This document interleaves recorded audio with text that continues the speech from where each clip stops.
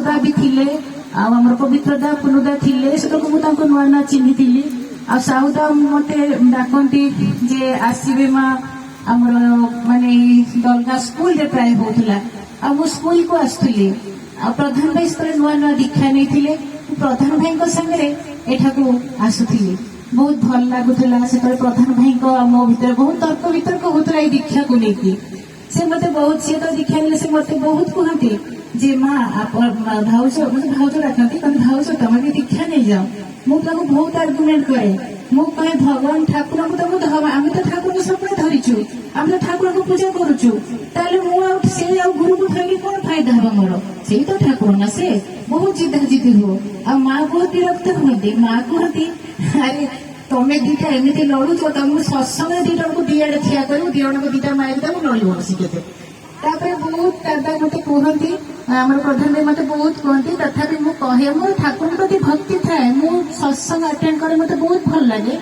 ତାପରେ ମତେ ଯେତେବେଳେ ମତେ ମାନେ ବହୁତ ଭଲ ଲାଗିଲା ପରେ ତାପରେ ମୁଁ ପ୍ରଧାନ ଭାଇ ମତେ ବହୁତ କୁହନ୍ତି, ମୁଁ କହିଲି ଭାଇ ମୁଁ ନେବି, ମୋର ଯେତେବେଳେ ଇଚ୍ଛା ହବ ମୁଁ ନେବି, ମୁଁ ନିଶ୍ଚୟ ନେବି, ମୁଁ ଆପଣଙ୍କୁ ଗ୍ୟାରେଣ୍ଟି ଦେଇକିରି କହୁଛି ମୁଁ ନେବି, କିନ୍ତୁ ମତେ ବର୍ତ୍ତମାନ ମାନେ ଜବରଦସ୍ତି କରନା, ମୁଁ ଯେତେ ନେବି। ଏମିତି କହିଲା ପରେ ତାପରେ ଏମିତି ବହୁତ ଦିନ ଯାଇଛି।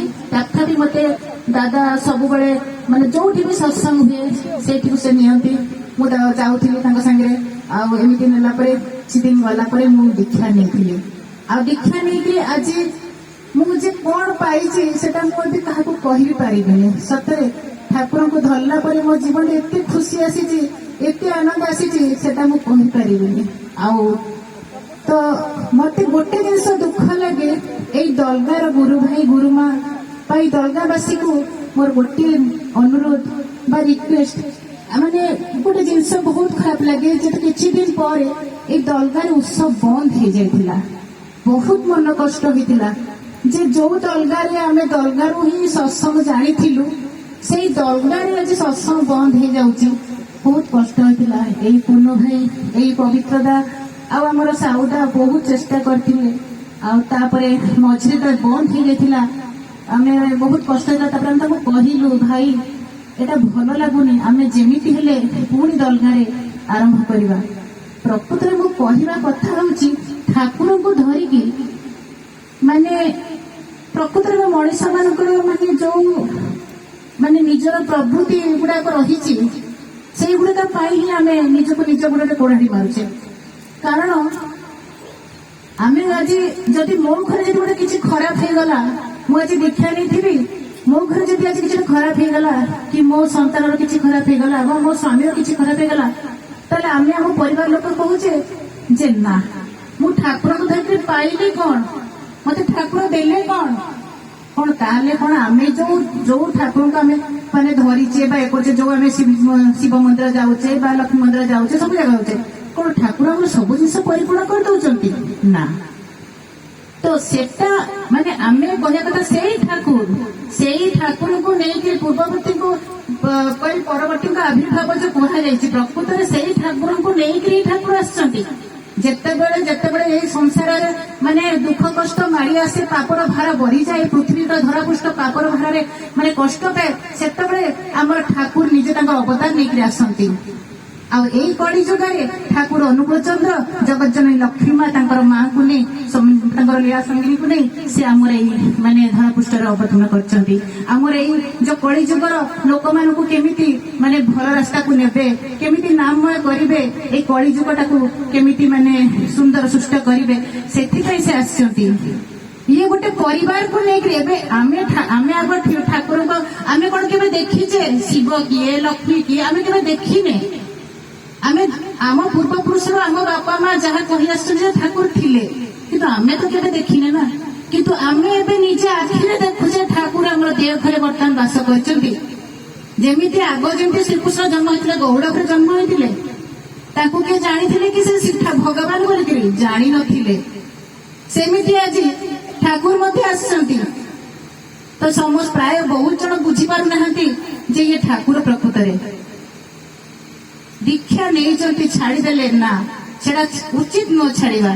ଆପଣ ଦୀକ୍ଷା ନେବେ, ଏବେ ଯେମିତି ଦାଦା ଆସିଲେ ଏତେ ସୁନ୍ଦର ଭାବରେ ଯାଜନ କଲେ, କଣ କହିଲେ? ସେ ଚାଲି ଯାଉ ପଛେ ସ୍ୱାମୀ चली जाओ पछे संतान किंतु ठाकुर को धरी था कहले ना मु थे ऑनलाइन सत्संग बहुत जॉइन करे ऑनलाइन सत्संग में गोटे दादा कहते गोटे आचार्य भाई दादा से कहते मोर 37 वर्ष पुओ चलीगला किंतु मु ठाकुर को छाड़ी आज जो सुख पड़ी थाए आम सुख आम उन्मुक्त होकर कम कर जाऊ जो दुख पड़े आम ठाकुर को छाड़ी दो कौन ना ठाकुर मो कथा बुझिलेनी ठाकुर मो कथा जानिलेनी एटा हमर बुझीबाटा भूल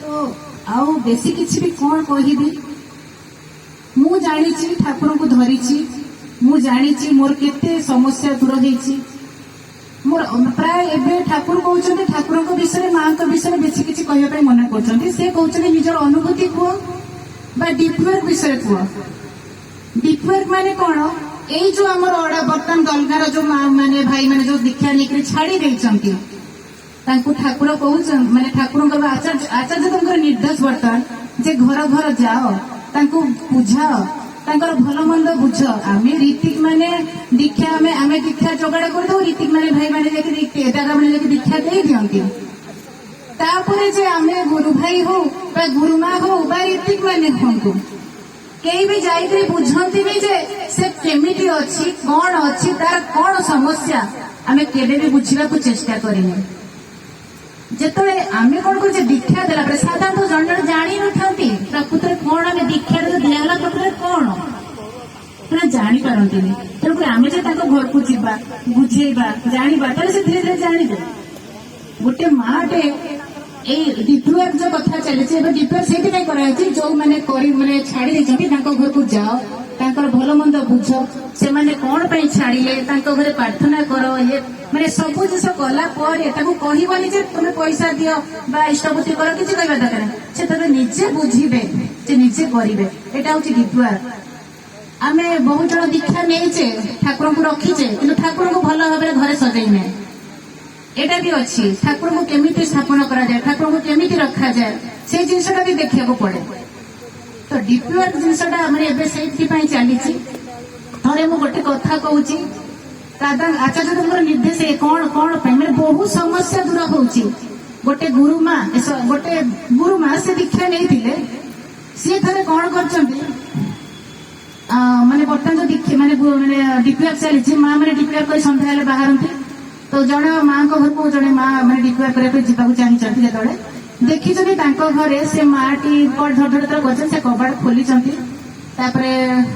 आम गुरु भाई आम आसीचु गुरुमा ठीक अच्छे आसतु बोली से कहले बसैले चाह करके देले से बहुत कांदिले कहले जे मोर आज बहुत बड़ गोटे माने कष्ट हो जाइथिला आ मु एमिति भी करी मो पिला मानकु आ मु निजे जीवन हारिदेवा चाहिए सुसाइड करने चाहिए से किंतु से जो गुरु भाई गुरु माँ मैंने घर को जाकर जो बुझा बुझी कर जो पुणी तार माने ठाकुर प्रति जो ये आसी से निजे कहले जे मते आपण मैंने ही रक्षा करदे ठाकुर मत रक्षा मैंने आम रक्षा करूँ तुमको ठाकुर ही रक्षा कले जो इष्टभूति कर जो गोटे दिन कर बा 2 दिन कर जहाँ कर तुमको से ठाकुर ही बंचेदे तो ये डीपवर्क मैंने कर माने हूँ ठाकुर कहते जो कड़ी जुग जो दुर्दिन आसूची एते राति पाइले धर्षण राति पाइले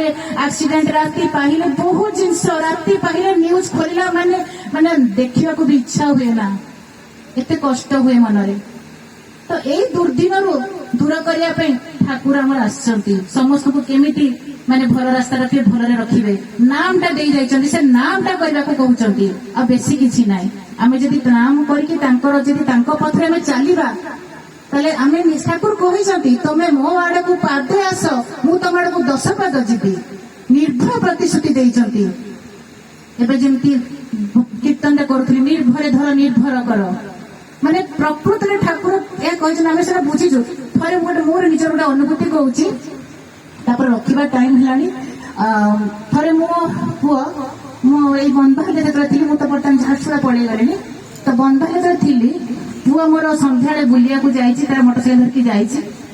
ତାପରେ ତା ସାଙ୍ଗ ସେ ତାଙ୍କର ଗୋଟେ ମୋଟରସାଇକେଲରେ ଏଇ ଥର୍ମାଲ ପଟେକି କୋଉପଟେ ସେମାନେ ଆସିଛନ୍ତି। ସନ୍ଧ୍ୟା ହେଇଯାଇଛି, ହଠାତ୍ ଗୋଟେ କୁକୁରଟେ ଆଗକୁ ଆସିଯାଇଛି। ଆଉ ସେ କଣ କରିଛି ମାନେ ଆଗରେ ତା ସାଙ୍ଗଟା ଯେ ସେ ଚଲାଉଥିଲା ଗାଡି, ସେ ଦୀକ୍ଷିତ ନଥିଲା, ପୁଅ ଦୀକ୍ଷିତ। ତ ସିଏ ଯେତେବେଳେ ଚଲାଉଥିଲା ଗାଡି, ହଠାତ୍ ମାନେ ଗାଡି ତ କୁକୁର ଆଗକୁ ଆସିଯାଇଛି, ଏମାନେ ତାକୁ ଯୋଉ ବ୍ରେକ୍ ଦାବିଛି, ଗାଡି ପୁରା ଓଲଟିଛି। ଓଲଟିଲା ପରେ ସେ ପିଲାଟି ଏମିତି ଯୋଉ ଢାଲୁ ହେବେ ଥିଲା, ସେ ଢାଲୁ ସେ ତଳକୁ ଖସି ପଡିଛି। କିନ୍ତୁ ପୁଅ ମୋର ସେ ଯାହା କହିବା କଥା ଯେ ମୁଁ ପୁରା ଘୋଷାରି ହେଇକି ରୋଡରେ କେତେ ଦୂର ପଳେଇ ଗଲି। ଆଉ ତାପରେ ଏମିତି ହେଇଛି, ସେ କଥା ତ ମୁଁ ଜାଣିନି, ନା ଦାଦା ଜାଣିନାହାନ୍ତି, ଆମେ ଘରେ ଅଛୁ। ଯେତେବେଳେ ସେ ଘରକୁ ଆସିଛି ସେ କିଛି କହୁନି। ଆମେ ସନ୍ଧ୍ୟା ଟାଇମ୍ ଦାଦାଙ୍କୁ ଚା ଫା ଦେଇକି ଆମେ ବସିଛୁ, ଟିଭି ଦେଖୁଛୁ। ତ ସେତେବେଳେ ଯଦି ପୁଅ ପଶି ଆସିଛି, ତାପରେ କହୁଛି, ତାପରେ ଆସିଛି ଆମେ ମାଆକୁ ବାପାକୁ ତାକୁ ଦେଖିଛି, କହୁଛି ଆଉ ବାବା ମମି ଆଉ କଣ ହେଲା ବସିଛ ଏମିତି ବୋଲି କହିଲା। ଯେତେବେଳେ ଏକଥା କହିଲା, ମୁଁ ତାକୁ ଗୋରରେ ଦେଖୁଛି। ମା ମନ ତ ସେ ଠାକୁର ଯେମିତି କହନ୍ତି, ମା ସବୁ କିଛି ଜାଣିପାରେ, ମା ଛୁଆର ଯତ୍ନ ନିଏ ବୋଲିକି ମାର ଛୁଆ ପ୍ରତି ଏତେ ସ୍ନେହ, ଏତେ ଦରଦ। ତ ସେଇଭଳିଆ ଯେତେବେଳେ ସେ ଛୁଆ ପଶି ଆସିଛି, ମତେ ତ କହୁଛି ବାବା ମମି ତମେ ବସିଛ, ମୁଁ କହିଲି ହଁ। କିନ୍ତୁ ମୁଁ ତାକୁ ମୋ ମନରେ କଣ ଇଏ ଆସିଛି, ମୁଁ ତାକୁ ଗୋରରେ ଦେଖୁଛି। ଦେଖିଲା ପରେ କହୁଛି ବାବା କଣ ହେଇଛି ତମର? କହିଲା ନା ମା କିଛି ତ ହେଇନି। ମୁଁ କହିଲି ନାଇଁ ବେଟା କିଛି ଗୋଟେ ହେଇଛି, ତମେ ଗୋଟେ କୁହ ଖୋଲିକି। କହିଲା ନାଇଁ ମମି କିଛି ବି ହେଇନି। ମୁଁ କହିଲି ନା ନା ବେଟା କିଛି ହେଇଛି। ସେମିତି କହିକି ମୋ ପାଖକୁ ଆସିଲା, ତାକୁ ତାର ଏଇ ମାନେ ଏଇ ଜାଗାରେ ଟିକେ ମାଟି ଲାଗିଥିଲା, ଜଷ୍ଟ ଟିକେ ସ୍ଲାଇଡ୍। ମୁଁ କହିଲି ବାବା ତମେ କଣ ହେଇଛି ମତେ ସତ କଥା କୁହ। ଏଠୁ ସିଏ କହିଲା ମମି ମୋର ଏବେ ଆମର ଆକ୍ସିଡେଣ୍ଟ ହେଇଯାଇଥିଲା। କହିଲି କେମିତି ହେଇଥିଲା ବାବା? ନା ମାମା ତମେ କେମିତି ଜାଣିଲ?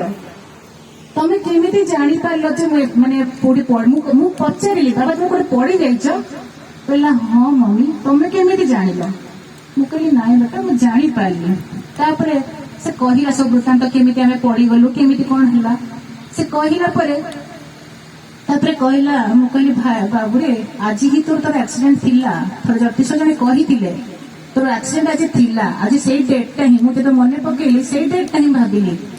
ତାପରେ ଯାହା ହଉ ତୁ ରକ୍ଷା ପାଇଯାଇଛୁ, ବହୁତ ବର୍ତ୍ତିକି ତୁ ମୋ ଘରକୁ ଆସିଯାଇଛୁ, ତତେ ସେଇଟା ହିଁ ବହୁତ, ତତେ ଆଉ କିଏ ନାହିଁ, ମୋ ଠାକୁର ତତେ ବଞ୍ଚେଇ ଦେଲେ। ତ ଠାକୁର ତୁ ଯଦି ଇଷ୍ଟପତି କରୁଛୁ ତତେ ଢୋକ। ମୁଁ କହିଲି ଆରେ କୃଷ୍ଣାର କଣ ହେଇଛି? କହିଲା ମା କୃଷ୍ଣା ଇଞ୍ଜୁର୍ଡ ହେଇଯାଇଛି, ତାର ହାତ ଭାଙ୍ଗି ଯାଇଛି, ତାର ଗୋଡରେ ମାଡ ହେଇଛି, ମୁଣ୍ଡରେ ମାଡ ହେଇଛି, ତାକୁ ମେଡିକାଲରେ ଆଡମିଟ କରିକି ମୁଁ ଆସିଛି। କିନ୍ତୁ ମୁଁ ଗୋଟେ ନିର୍ଭର ପ୍ରସୂତି କଲେ ଭଳିଆ ମାନେ ଠାକୁରଙ୍କୁ ଧରିଥିଲି ବୋଲିକି ମୋ ପୁଅର ଗୋଟିଏ ବି ଖରଚ ଆସିନଥିଲା ଦେହରେ। ସେ ଘୋଷାଡେଇକି ଯାଇଥିଲା, କିନ୍ତୁ ତା ଦେହରେ ଗୋଟେ ବି ଦାଗ ନଥିଲା। ମୁଁ ସେଇଟା ହିଁ ଆଶ୍ଚର୍ଯ୍ୟ ହେଇଗଲି। ମୁଁ କହିଲି ଆଉ କିଏ ନାହିଁ ବାବା, ତତେ ଠାକୁର ହିଁ ବଞ୍ଚେଇ ଦେଲେ। ମାନେ ସେ କହିଲା ମମି ମୁଁ ଯେତେବେଳେ ଖସିଲି ଗାଡିରୁ ପଡିଲି ନା, ମତେ ମାନେ ମୋ ଗାଲଟା ମାନେ ଘଷି ହେଇଗଲା ରୋଡରେ। କିନ୍ତୁ ତାପରେ ଉଠିକି ଦେଖୁଛି ମୋ ଗାଲ କିଛି ହେଇନି। ତ ଆପଣ ଭାବନ୍ତୁ ଜିନିଷଟା, ଇଷ୍ଟବୁଦ୍ଧିର କେତେ ମହତ୍ଵ, କେତେ ତାର ମାନେ ଇଏ ଅଛି। ତ ମୁଁ ଏଇ ଦଳଗାବାସୀକୁ ବେଶୀ ଆଉ କିଛି କହୁନି। ଏଇ ଦଳବାସୀଙ୍କୁ ମୋର ଏତିକି ହାତ ଯୋଡିକି ନିବେଦନ କରୁଛି, ଆପଣ ମାନେ ଯୋଉମାନେ ଦୀକ୍ଷା ନେଇଛନ୍ତି, ଯାହା ଛାଡି ଦେଇଛନ୍ତି, ସେମାନେ ପୁଣି ମାନେ ଦୀକ୍ଷା ମାନେ ପୁଣି ଠାକୁରଙ୍କୁ ଧରିକି ଚାଲନ୍ତୁ, ମୋର ଏତିକି ପ୍ରାର୍ଥନା। ଆଉ ଯୋଉମାନେ ନେଇନାହାନ୍ତି ମଧ୍ୟ ସେମାନଙ୍କୁ ମୁଁ ହାତ ଯୋଡିକି ପ୍ରାର୍ଥନା କରୁଛି ଯେ ଆପଣ ମାନେ ଠାକୁରଙ୍କୁ ଧରନ୍ତୁ, ଠାକୁରଙ୍କ ନାମରେ ନାମିତ ହୁଅନ୍ତୁ। ଏତିକି କହି ମୁଁ ରଖୁଛି।